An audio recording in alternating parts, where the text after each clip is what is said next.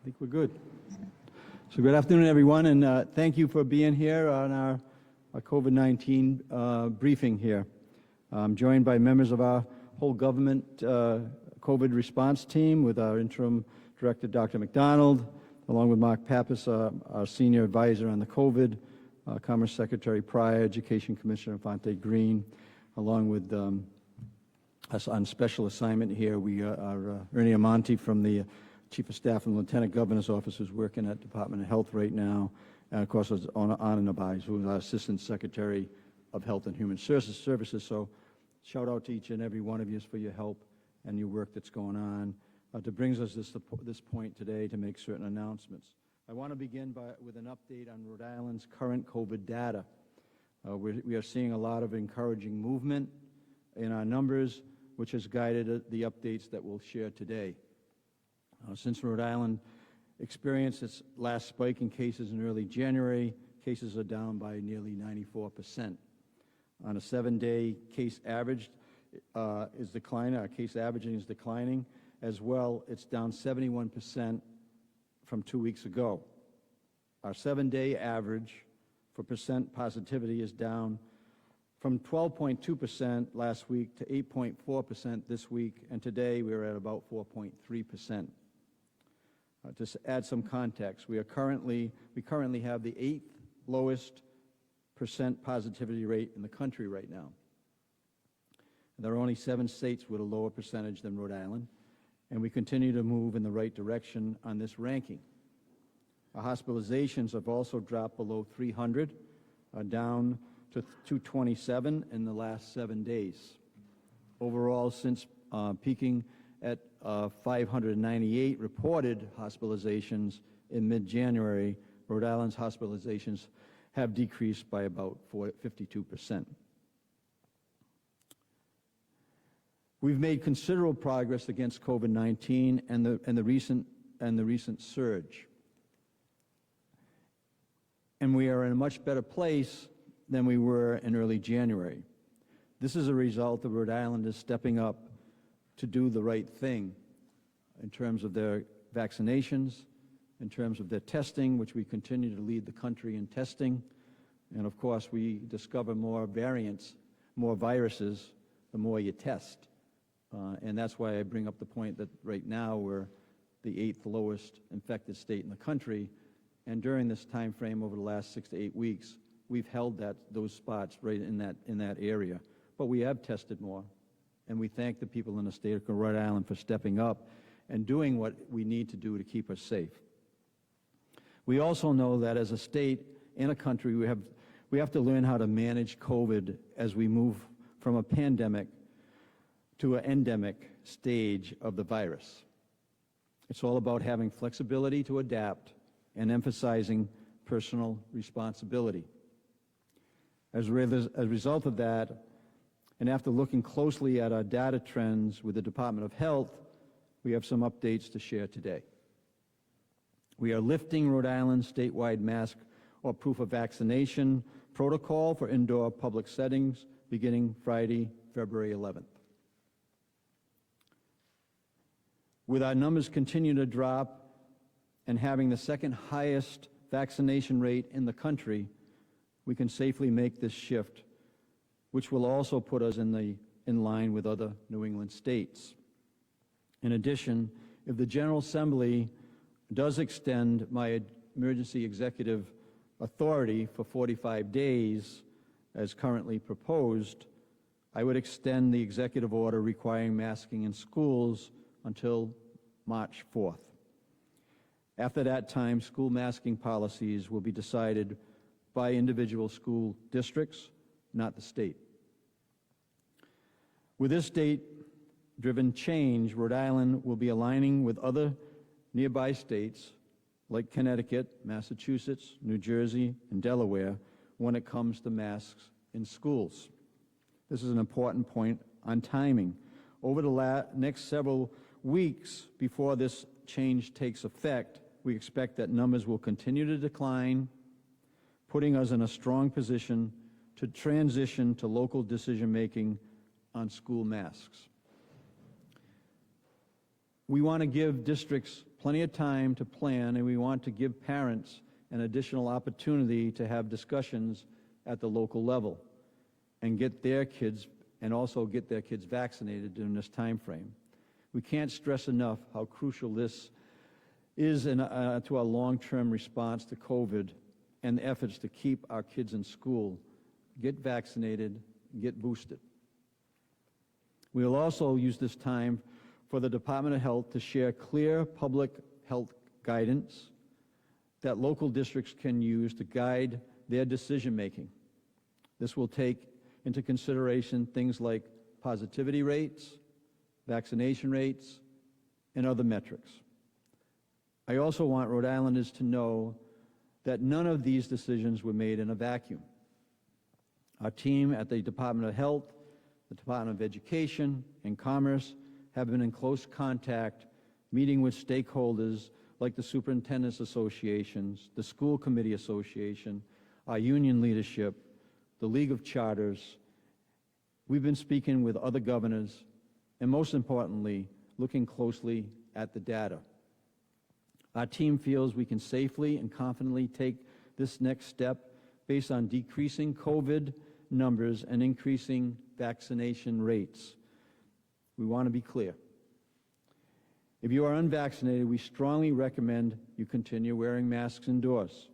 Individuals who are unvaccinated continue to be hospitalized at a rate that is more than 3 times higher than the hospitalization rate for people who are vaccinated. And our best advice to everyone right now is this: if you haven't got vaccinated, please get vaccinated. If you are in line for a booster shot, please get a booster shot. We will be doubling down our efforts, as we did in the early stages of the vaccination, on boosters, and we'll be working with the Department of Health to really make that a front center priority for us. This is what will keep our economy open and our kids safely in school. Over the next few weeks, we'll be doubling down, as I said, on the boosters to make sure all eligible Rhode Islanders are up to date with their COVID vaccines and fully vaccinated. So again, I want to thank the people of the state of Rhode Island for really stepping up during the last several weeks, which has been a challenge on our health care, it's been a challenge on our schools, it's been a challenge on our economy, and clearly been a challenge for our Department of Health to manage through, and they have done that in a real strong way. So thank you to the people in the state of Rhode Island, and thank you to the parents that are voicing their opinions. All opinions are important, but in the end, we have to do what we believe is the most important thing right now, is in terms of the health priority of the people who live in the state of Rhode Island. And with that, I'd like to hand this over to Dr. McDonald. Doctor, please.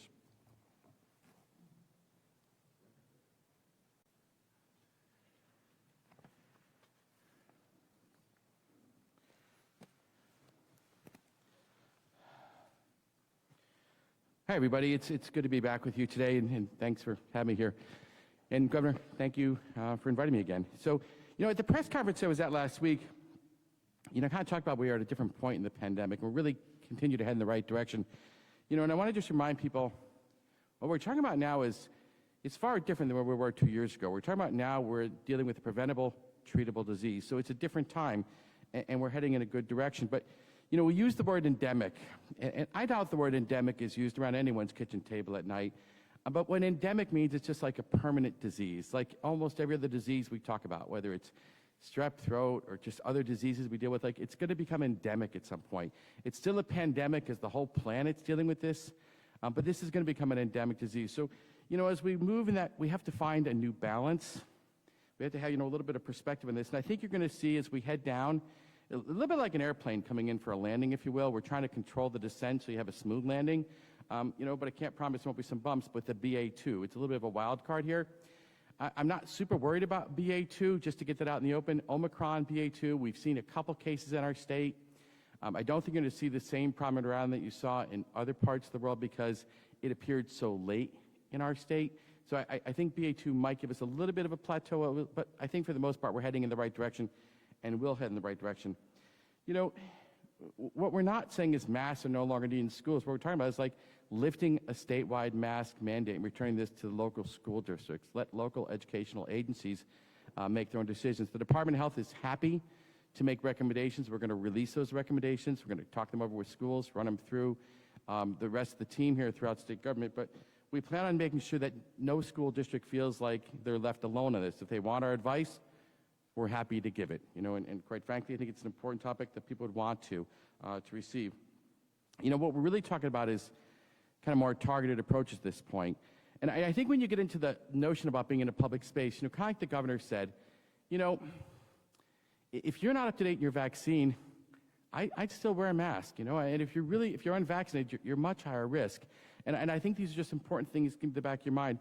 Another thing to think about too is, if you have an underlying health condition, which is, by the way, a lot of people in Rhode Island, if you have heart disease, diabetes, you're recovering from cancer, kidney disease, you're probably going to want to wear a mask as well when you're out in public, just to protect yourself. And one of the things I want to get out there and clear is, this pandemic's been really too much of everything, but much too much of judgment. You know what I mean? Quite frankly, life is hard enough about people judging somebody wearing a mask, whether they're vaccinated or not vaccinated.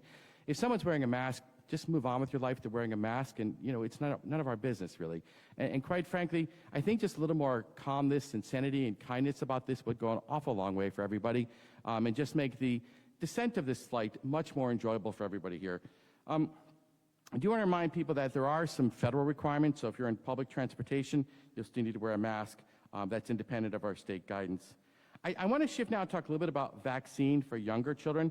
So we have vaccines for kids 5 and older.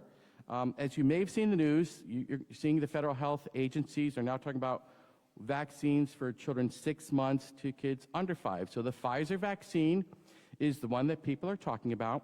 And you're going to hear more about that through the Food and Drug Administration, Center for Disease Control and Prevention, and the Advisory Committee Immunization Practices are all going to be talking about this in the coming weeks. So my message to parents is please wait for our official announcement on this. We have to wait for the federal entities to give guidance in this. We have to receive the vaccine in the state, and then we have to distribute it to places where they can actually give it to you. So we're going to let you know when this becomes available. The other thing I just want to mention, too, is I think a lot of people know this. I'm not just board certified in preventive medicine. I'm also board certified in pediatrics. So as a pediatrician, I love giving vaccines. I love giving vaccines because I don't like seeing children. I like seeing well kids. Really, it's funny. The older I get in my career, the more I just enjoy the well baby exam, and the less I enjoy taking care of sick children because I like kids being healthy. So vaccines are really important. So I just want to remind the pediatricians in the state that we're counting on you to be the ones who give the kids their vaccines in your offices. We know parents trust pediatricians and family physicians, and they want to give vaccines in their usual medical home. So the medical home is really the safest place and the best place and where kids feel most comfortable. So when that 6 month under 5 crowd comes around, we know that's where kids are going to be more comfortable. If you're a pediatrician or family physician and you're looking to sign up to be a COVID vaccine provider, the website is covid.ri.gov/VAX providers. Finally, I do want to wrap up a little bit. We have a holiday on the calendar coming up here. A lot of people don't know that Super Bowl Sunday is a holiday, but it kind of is. Even if the Patriots aren't playing, it turns out it's still a big event for the planet, right? So, school vacation week's coming up too, right? And so part of what I'm getting at is these holidays are kind of a thing for us, right? We usually see case spikes when there's holidays. So a couple thoughts. When you gather for the holiday, and there's so much pressure to gather for a holiday because it's fun to look forward to, but if you're symptomatic, runny nose, cough, body aches, feeling tired, you really should test before you gather, and ideally, probably best not to go to the party you were invited to. I'm just telling you, your host didn't expect you to come to the party they were hosting sick. I can just tell you, someone who loves having parties, I really don't expect my guests to bring illness into my home. And I just think it's important to keep that in mind. Please don't bring your symptoms into someone else's party. Watch it on TV in your own home. I do want to remind people, too, that it's not a bad idea just to go ahead and get up to date in that vaccine. If you're gathering for a party, all the more reason to get your booster dose. The governor's been very helpful in this regard, talking about the importance of a booster dose. 37% of us have gotten that booster dose. Quite frankly, it's just not enough to see us through where we're headed here. So I really don't, I want to emphasize this as important as I can here. we just need to get everybody up to date here, and it really is an important public health intervention. Things are going in the right direction, but we've seen this roller coaster throughout the whole pandemic. You know, I for one would like this flight to come in for a landing. Everyone wants to just get on the runway and just stop going off and taking off again with more cases. I think it's all time for us to go to that resort and just enjoy our lives again and be done with this pandemic. Getting everybody up to date is probably the closest and nearest way we're going to get to the end of this pandemic. So it really does help you with your immunity. With that, I think I'm going to open it up for questions. So let me just put my mask on and hop back. Or does Commissioner go next, or we're done for questions? We're done for questions, right? Some questions. We'll start over here with Brian. Thank you, Doctor. Governor, the CDC director just said yesterday that it's not quite time to drop the mask rules. You've repeatedly said that you're going to do safety first, and I know other states are doing it as well, but does this fly in the face of that if the CDC director is saying, hold on a minute? So I'm not familiar exactly what they said today, but I know that we're from the Department of Health and in the state that we have such high vaccination rates. If you're talking about public masking, I think it's time that we go to personal choice. I think that most people in the state of Rhode Island would agree to that. As far as the schools, you know, we're set the March 4th date, and we're going to, you know, continue to take a look at the trends, and if there's ever a reason, as I've always said, to reverse or to go back to a more stringent strategy in the schools in particular, or in the general public, we will. But right now we feel very comfortable where we are. And this question actually is for the commissioner, if you don't mind. So what do you tell schools that have lower vaccination rates, particularly Providence, which the state controls? What do you expect to happen in Providence when the state mandate gets dropped? Would you keep the mandate in Providence? Well, we're not there yet. We're here today, right now. And today the vaccination rate in Providence is 32%. What I would say is that parents need to get their kids vaccinated. Right now where we are today, we're keeping the masks. I don't know where we'll be next week or the week after. We've seen it drop. But right now, this is where we are.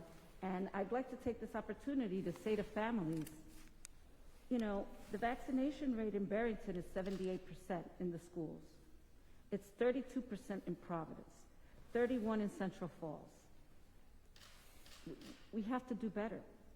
Y a los padres latinos les quiero decir, le dije ahora en inglés, que en Barrington es 78, en East Greenwich es 78 el porcentaje de niños vacunados, pero en Providence y en Central Falls es 32 y 31%.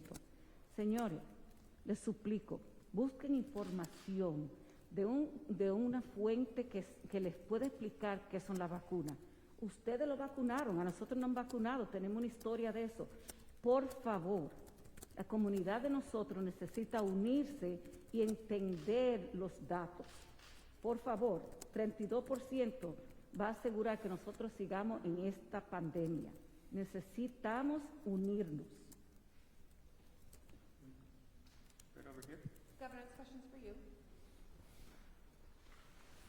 With February vacation coming up, as you mentioned, the Super Bowl, why did you decide to pick March 4th? There are some parents concerned that there could be spread or community spread among students with the vacation.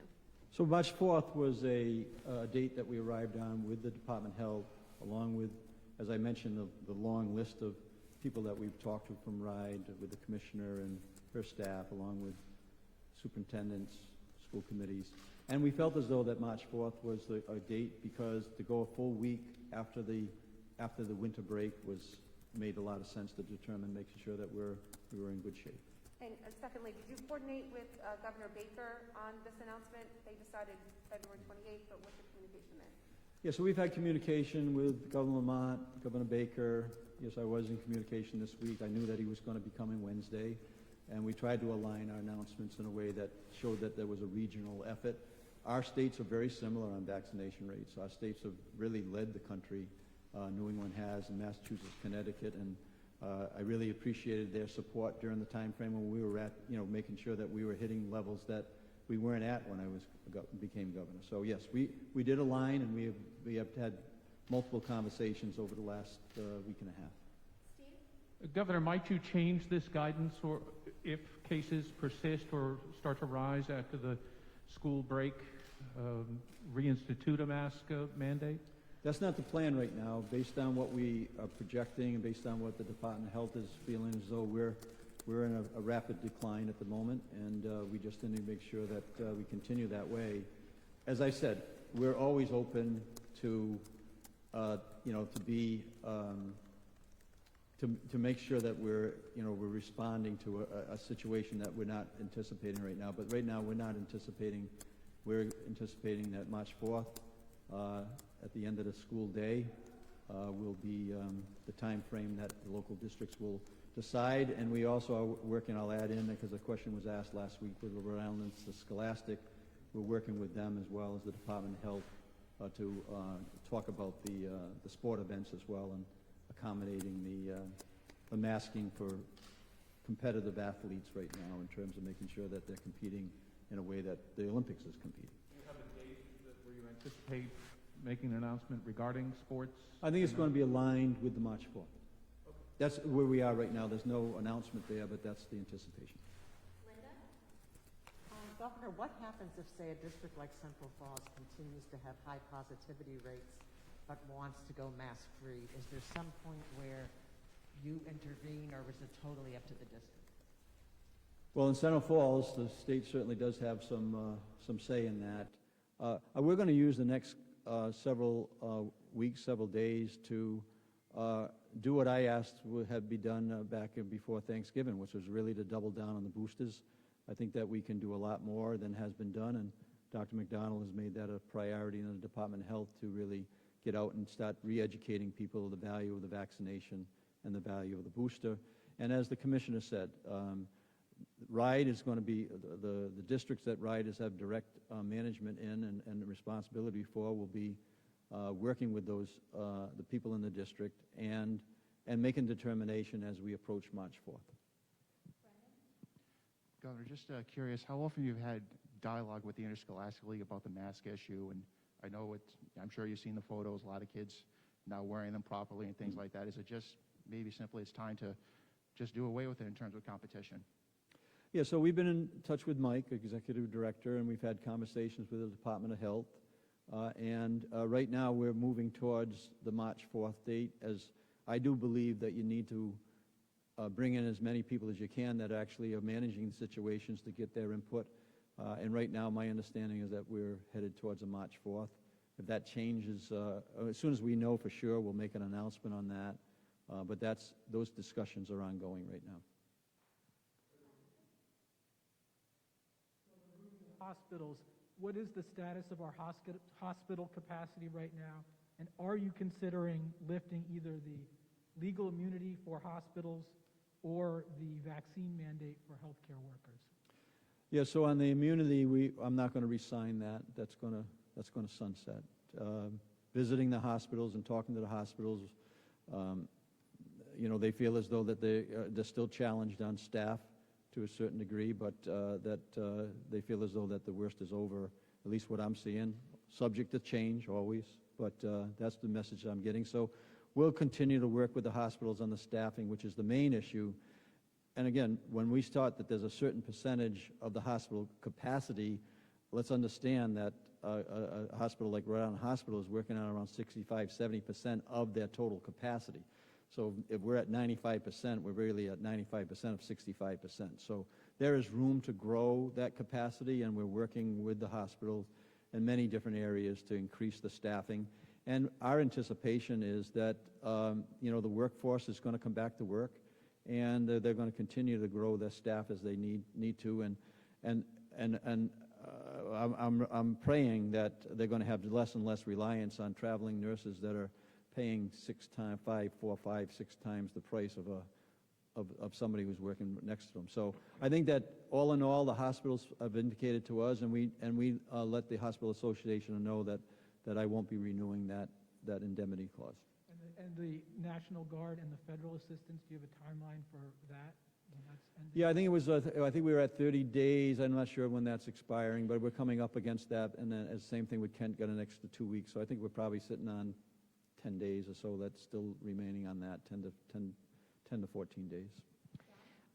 Governor, in the fall, when you announced the mask mandate, it was across the board. Now, on March 4th, It's now kicked to everybody and they can make their own decisions. So my question is, why isn't it just across the board?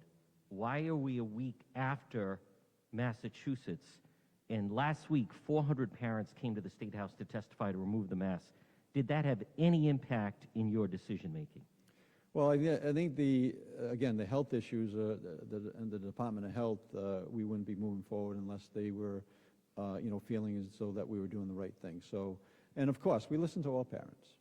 We listen to the hundreds of parents that are contacted us that want to keep their kids with masks, right? So we filter all the information. I don't discriminate against anyone who's given a position either that's aligned with where I am or not aligned where I am. So I think we take all the considerations. Today's announcement is based on that good data and also the input that we're receiving from people who are managing. Back in August, if you recall, I was not quick to do a mandate in terms of the school maskings. I wanted the local school districts to talk about it. And I think it goes unnoticed, but 90% of those school districts at that time adopted a local school mask protocol. So now I feel comfortable that they did the right thing then. We're several months away from that right now. What was potentially, the correct thing to do then doesn't necessarily mean it's the correct thing to do right now, right? Things change. So I have confidence in the local districts, just like I have confidence in local municipalities to make good decisions. Adorable metaphors aside, parents are angry. Discovery was announced today in the case of Southwell v. McKee has been delayed again, coincidentally, until after the mask mandate is dropped, wondering if that's a coincidence or not. Hundreds of angry parents made phone calls in testimony this past week against the extension of the federal order. And on top of that, there's more than anecdotal evidence that parents are engaged in a concerted effort to leave their school systems before the census date, which ultimately impacts the school funding formula. That aside, my question, Dr. McDonald testified in Superior Court that evidence for medical interventions like masking, these type of controlled trial data is effectively the gold standard. I believe that was his words. Pat, I'm trying to get the question, so I know. if I don't answer it directly, I mean, it's not because I'm evading it, it's that I just forgot what you asked, at the beginning of the question, so. Governor, parents aren't amused by the cavalier attitude this administration takes to fundamental civil rights. That was displayed this week. Is that? Yeah, so I think Dr. that McDonald testified in court that these trials Yes. are the gold standard, yet at the same time, the question is, did he present to you during your administration or the run-up to your administration any of the trial evidence which refutes much of what you're talking about today? So I think I answered that when John asked this question. What's happened in August and what's happening today, look, I happen to be someone who wants to get it right. I don't have to be right. There's people out there that want to be right rather than get it right. So just because it was the right thing to do at the moment in time we did it in August doesn't mean that we're not responding today to do what's right by the people in the state of Rhode Island. And we know that, yes, there was a strong group of people who said that they're tired of it. I mean, I think that represents everybody in the state of Rhode Island. We're tired of this virus, and we need to respond accordingly. But also, you're going to see, in the same respect, you're going to get many, many families who are going to choose to have their kids masked when they go to school. I'm confident of that as well. So there's a difference of opinion. Not everybody agrees on any one opinion, but in the end, we have to make a decision, and I think that we base the decisions that we made today based on good data and also listening to the people in the state of Rhode Island and responding to their, to what they're talking about.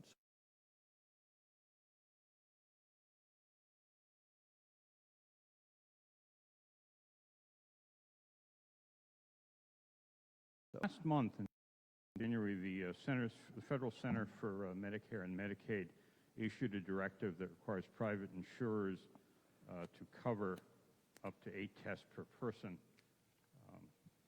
rapid tests. And they recommended people could go to pharmacies and obtain these tests.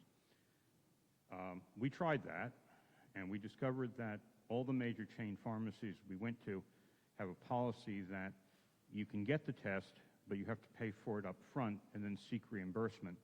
And for a $12 item, these can be multi-page forms and quite a lot of hassle. And I'm questioning, A, whether people would do that, and B, whether people who are most in need, Medicaid patients and so on, are unable to pay up front and wait for the reimbursement process. So on January 21st, we queried CMS, and we asked what their position is on this. And they said, well, states can do that if they want to do it that way. But what they recommend is that states issue a standing order prescription, basically applying to everybody in the state, so that in effect there's like a prescription for everyone who walks into a pharmacy and says, I want my rapid tests. And then that allows the pharmacy to turn around and bill the insurance company. And we asked the Department of Health, who replied on January 24th, that the Department of Health was looking into doing that and creating a standing order. But we've seen no action on that, and I'm questioning where the state stands on that policy, because obviously it's a ton easier for people to walk in to a pharmacy and just charge the test directly to their insurance like they would with a prescription drug, especially for poorer people and Medicaid patients who by definition are poor. So where does the state stand on that? Yeah, so I agree with you completely. By the way, like if you have to go into a pharmacy and pay for something and then try to get reimbursed for it, like a lot of people just aren't going to go through the hassle. They're just going to, get stuck with the money. And for most people, that's just a barrier, right? So after you asked us, I actually contacted Commissioner Patrick Teague at the Office of Health Insurance Commissioner, and he's worked with the major insurers. Now, I don't know if you've checked recently, and I will follow up with Commissioner Teague later on today, but he assured me the major insurers in the state were doing direct reimbursement. Just so you know, we have drafted a standing order. Just so people know what a standing order is. A standing order means it'd basically be a physician order with my signature at the bottom. That means if you go into a pharmacy, you can get up to 8 tests a month, and all of a sudden, there you go. Your insurance company bills a claim, but I'm the doctor. And that's something we can do, but quite frankly, we thought we could do it a little bit more efficiently. So I'm going to follow up with Commissioner Teague this afternoon. I'm probably going to work with the Chief of Pharmacy in the Department of Health, Peter Ragusa, as well, have him query the pharmacy chains as well, and just see what they're doing and why they're doing it, because what I want to do is the same thing you want, right? In other words, no barriers, let everybody get their tests, and no hassles. So that's what I'd like to see. So I'll work on it. Thanks for bringing it up to my attention. We'll work on it again.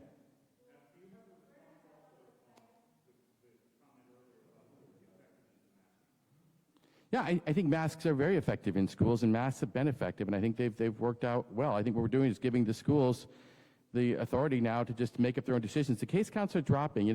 March 4th is a date that, it's not magical, but when you look at our models, we think we're going to be in much lower prevalence by then.